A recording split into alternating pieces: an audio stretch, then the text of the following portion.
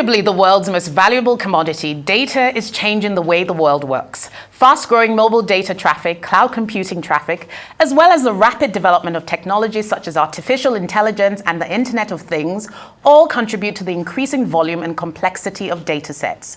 The big data market was worth $139 billion in 2020 and is expected to top $229 billion by 2025. At this volume, it's no wonder that big data analytics is fast-growing and businesses of all sizes are making an effort to understand it. Well, joining me to shed more light on this phenomenon in the information age are Michael Famoroti, co-founder and head of intelligence at Steers, and Dolapo Omidire, CEO and co-founder at Estate Intel. Thank you so much for joining me, gentlemen. So I'll start with you, first of all, Michael. What is accounting for this huge phenomenon we see in data and data analytics? Hey, morning. Pleasure to be here. I will take that in three ways. I think the first thing is there's always been latent demand for data for decision making. And I'll take you all the way back to the book of Numbers in the Bible, where there's a passage where God essentially asks Moses to count the people, right? And it's just an illustration of how right from, I guess, day one, there's been an understanding that you need data to power decisions. The second thing is that what has really changed over the last, I would say, 30 years is our capacity to collect, analyze, and interpret data, right? And that has then led to a virtuous cycle where businesses and countries have analyzed and collected a lot more data, and then they've seen financial and social gains, and that has encouraged them to then build more infrastructure to allow them to do so. And that essentially just continues. Yeah. And was there a turning point? Were there some major global economic headwinds or black swan events that actually catalyzed the industry? Yeah, there's been a few, but I'll touch on the most recent, which is probably the COVID-19 pandemic. I think when that hit, the big thing for policymakers especially was how to respond effectively. Now, to do that, you needed data, for example, on which areas were most vulnerable, right? Which had like the demographic breakdown of people who would be more susceptible to the virus. You needed data on which industries were going to be hit most to know how to deploy your resources to support and so on.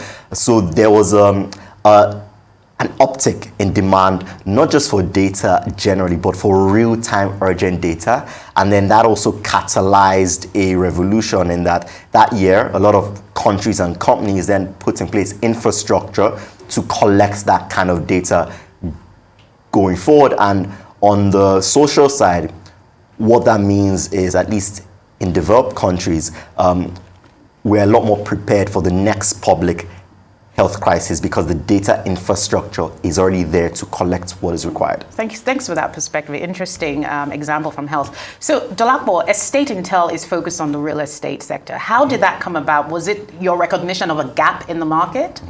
I think we started off, actually while I started working in the industry as a graduate analyst many years ago. And what I realized very quickly was that the data and information required for business decision making was not really available. Quite a lot of people within the industry acknowledged that there was an issue with regard to data availability for valuations, for investments, for facility managers across the property sector, but nobody was doing or making a central effort to create a repository that multiple people could tap into.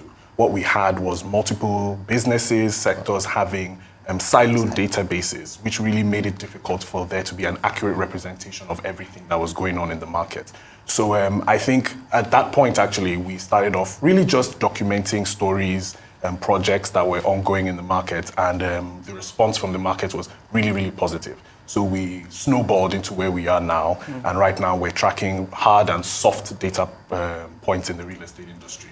So the hard data points refer to things like the building specification, the sizes, the project team members involved, architects and developers. And then the soft data points speak to more of occupancy rates, rentals, sale prices, and the transactional side of things. And are you finding that your platform is helping shape how consumers or developers, for instance, engage with the sector? Are they a lot more trusting? Are they a lot more wary? Yes, I think it's been an exciting journey, actually, just myself as a member in the company, but I'm just looking at how people are asking more questions. I think the recession and all the drama, so to speak, that has happened over the past few years has led to a lot more people wanting to make better decisions. And of course, data is really central to that. But for property developers and investors, what we're doing is telling the story better. It might not necessarily mean that we're making the real estate market more attractive for real estate investment, but we're able to help people frame what is going on to decide whether or not they should be taking a position. Yeah, interesting. And Michael, Dolapo mentions the impact in attracting investment. You've just recently raised, Steers has just raised $3.3 million. Congratulations. And, is that a sign of things to come in the sector, that it's becoming much more attractive for investors? I think, well, definitely. The reality is you find that myself and Dolapo are telling similar stories because the data story is general across the continent. You look across different industries, across different countries, it's the same thing. There's a dearth of data, and even when it's available, it's siloed. It's not in machine readable format, so you have databases that are in the Ministry of Health in binded sheets in that files. Exactly, yes. Right. So there's a lot of opportunity for that, right? So again, I'll just go back to health, and you look at companies like Helium Health and how they've come into the health space to try and tackle some of those data problems, right? So there's a huge opportunity.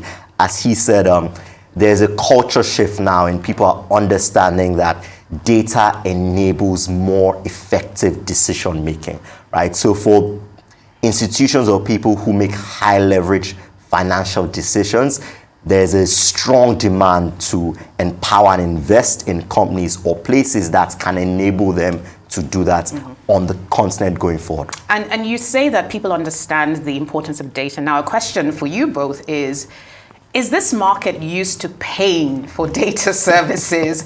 Because, the average person, you turn on your computer, go to a website, you find really good information, and you see this box that comes and it's behind a wall. Yeah. And as soon as you see that, you're discouraged. But you're investable as businesses, which means people are subscribing. What are your thoughts on that?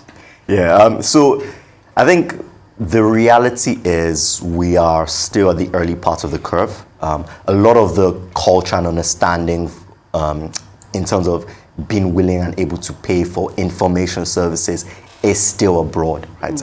But we are seeing a culture shift here, and you have to be strategic about which markets that you face. So I spoke about the primary market being people or institutions making high leverage financial decisions, e.g. investors. Yeah. Right? If I'm investing $20 million in a sector, I'm not adverse to paying $50,000 to get concrete data on how exactly to do that. However, if I'm just curious about a space, I'm not going to make that investment, right? So it's targeting the people who get the most value from it and then building your use case. That said, because we are also a B2C subscription company, and I remember when we launched our paywall in 2020, the consensus was Nigerians will not pay for a media publication, right? Now, our evidence has suggested that actually people are willing to pay as long as you provide a value proposition that meets their pain points, right? And it's up to us as businesses to identify those pain points and deploy a service that works for them. Absolutely. And, Dolapo, I see the real estate sector as sometimes quite fragmented. There are information asymmetries. Are you finding that there's a growth in demand for paid data services on your platforms or other platforms? Similar to what he said, I definitely think there's a culture shift that's ongoing. What we found with the really big businesses that are either advising or investing in large-scale commercial property is that research is already a part of their day-to-day business, to make the decisions, to get to the investment committee, to get the approvals to do the business that they need. they need some sort of validation from a third party. I think the major challenge at the moment is really figuring out how we want to distribute and get them to come within the payment ecosystem. Subscription has worked in some ways, but some of these businesses are also more or have an affinity towards more one-off transactions where this is the project I want to do. I need some intelligence to help me support this. And some people stay in the middle. So with the real estate market participants, I think finding the way to deliver that data to them is really what is the most important thing. Yeah, and in fact, in that case, you can actually build in the cost of your access to the subscription into the cost of that project. What types of industries, before we go on a short break, what types of sectors, in your case, are using your platform? So again, I would say that across different industries, there is demand. However, what you find is that, at least from our experience, it tallies quite closely with the distribution of sectors in the economy, right? So, and then the sophistication of those sectors. So I would say that the most sophisticated part of the Nigerian economy is the financial services sector, right? So investments and so on. And you find that those are the players that are most willing to go in. I think the second one that I'll add is, because of the significant presence of international players in the developmental space, there's a lot of demand for information services, right? So a company like the MasterCard Foundation, deploys projects across the world, and they're used to a certain standard of data for decision making, and then they come to Nigeria and then they see that it's just vibes, right? So there's a lot of demand then for, okay, which company can help me evaluate if this $10 million project is actually worth it, right? Great. So those are just two sectors that I'll highlight. Interesting analysis there. We'll be back in a few minutes. So it's time now for a break. When we return, the discussion around big data and data analytics continues with my guests.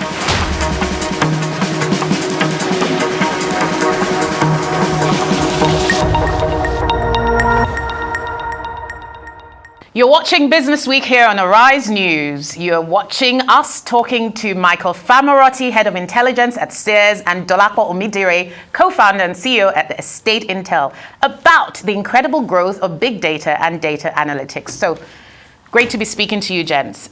Earlier we were talking about just the huge size of the sector, but one of the things I want to understand, it must require huge amounts of investment in technology. And because it's in infancy, is that the most difficult part of this business? I think for our perspective, right at the beginning, the technology was a really difficult thing for us to figure out.